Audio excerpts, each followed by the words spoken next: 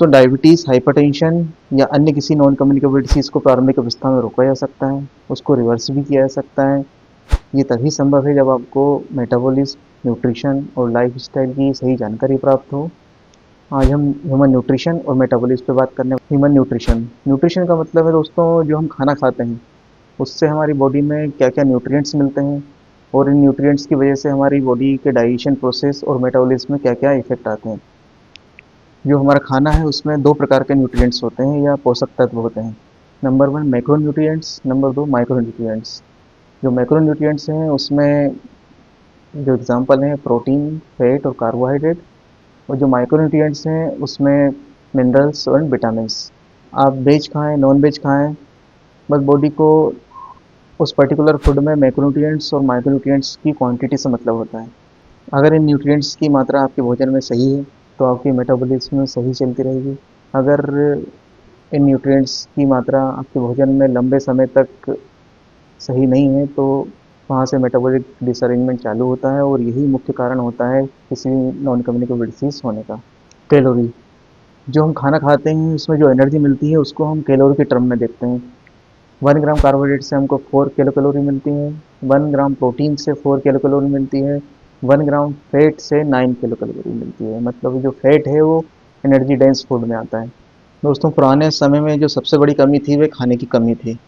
तो evolution process में metabolic changes होते गए ह्यूमन सर्वाइवल के लिए। तो इसका जो सबसे बड़ा सॉल्यूशन मिला वह ये मिला कि बॉडी में जो एक्स्ट्रा खाना आया वह कन्वर्ट होता गया एनर्जी डेंस फॉर्म में। तो जो एनर्जी डेंस फॉर्म था अपने खाने का वह था फैट। तो जो भी एक्स्ट्रा कैलोरी या जो भी एक्स्ट्रा खाना आया वह धीरे धीरे करके बॉडी में फैट के रूप में जमा होता गया। और जब आपको खाना नहीं मिले या फिर आपको एक्स्ट्रा एनर्जी की ज़रूरत पड़े तो ये फैट वापस एनर्जी के फॉर्म में कन्वर्ट होता जाता है। तो जो हमने खाना खाया उससे जो एनर्जी मिली उससे हमारे बॉडी के सारे ऑर्गन चलते हैं और सारी एक्टिविटी चलती है। जो एक्स्ट्रा खाना आया वो धीरे धीरे कन्वर्ट होता जाएगा फैट में और जब हमको ज़रूरत पड़ेगी तब उस फैट का यूज़ होगा। तो फैट डिपोजिशन क्यों होता है? फैट डिपोजिशन इसलिए होता है कि ये एवोल्यूशन की प्रोसेस है ह्यूमन सर्वाइवल के लिए।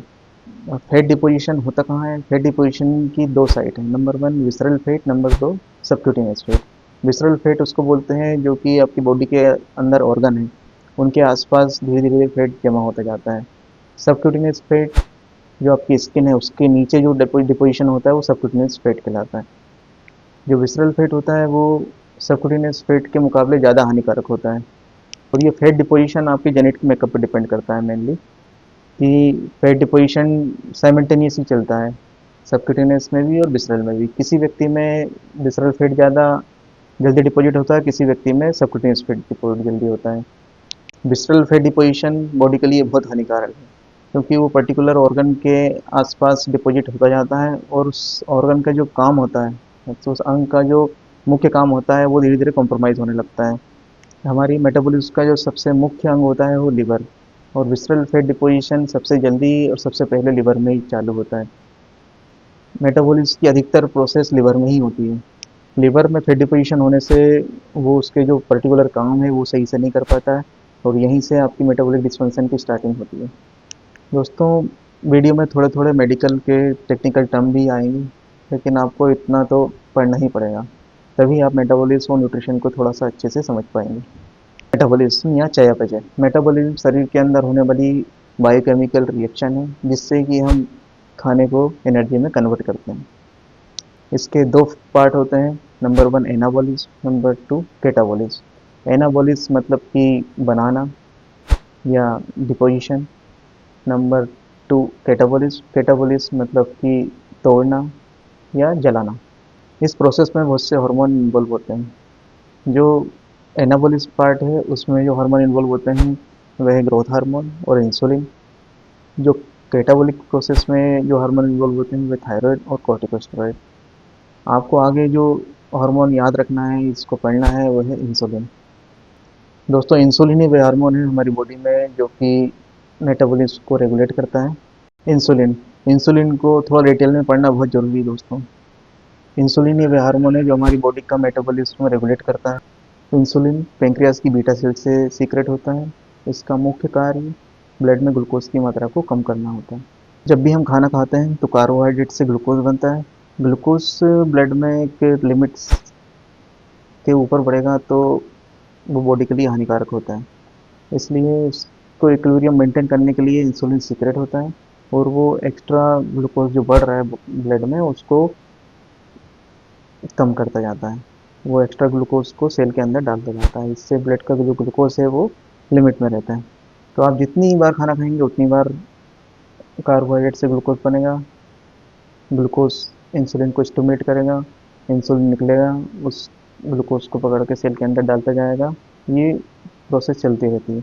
आप जितनी बार खाना खाएंगे उतनी बार ये प्रोसेस चलेगी। आप ज़्यादा खाना खाएंगे मतलब ज़्यादा कार्बोहाइड्रेट आएगा, ज़्यादा ग्लूकोज बनेगा, तो ज़्यादा मात्रा में इंसुलिन निकलेगा, और वो सारे ग्लूकोज को पकड़ के सेल के अंदर डालता जाएगा। ये प्रोसेस चलती रहती है, लेकिन ये एक लिमिट तक सही है। एक लिमिट से ज़्यादा होगा तो जो सेल्स हैं वो ही ग्लूकोज को अपटेक करने में मना कर देती हैं, और इसी पॉइंट को इंसुलिन रेजिस्टेंस बोलते हैं। इसको हम डिटेल में पढ़ेंगे, अभी बस आपको इतना पता होना चाहिए कि इंसुलिन का कार्य क्या है। इंसुलिन का कार्य ये है कि ब्लड से ग्लूकोज को कम करना। एनाबॉलिक का मतलब यह है कि बनाना या स्टोरेज करना। तो एक एज लिमिट तक ही एनाबॉलिक प्रोसेस जो है बॉडी में वो सही रहती है, या फिर प्यूबर्टी या ग्रोइंग एज हो या फिर प्रेगनेंसी हो, तब वो एनाबॉलिज्म सही रहती है। लेकिन एक एज लिमिट के बाद एनाबॉलिक प्रोसेस जो है वो बॉडी के लिए अच्छी नहीं है। ये एज लिमिट सभी के लिए अलग अलग होती है, बट ऑन एन एवरेज अगर पूछें तो 35 ईयर एज, 35 के बाद एनाबॉलिक प्रोसेस अगर ज़्यादा चलेगी तो बॉडी में मेटाबॉलिक डिस्फंक्शन आना चालू हो जाएंगे। तो एनाबॉलिक और कैटाबॉलिज्म का इक्विलिब्रियम अगर मेंटेन रहेगा तो बॉडी की जो मेटाबॉलिज्म है बिल्कुल सही चलती रहेगी। लेकिन अगर बॉडी में इंसुलिन ज़्यादा सीक्रेट होगा, ज़्यादा बार सीक्रेट होगा, तो बॉडी कैटाबॉलिज्म फेज में नहीं जाएगी, एनाबॉलिज्म में रहेगी, और यहीं से मेटाबॉलिक डिस्फंक्शन चालू होता है। तो इसको समराइज़ करते हैं। सबसे पहले हमने पढ़ा न्यूट्रिशन।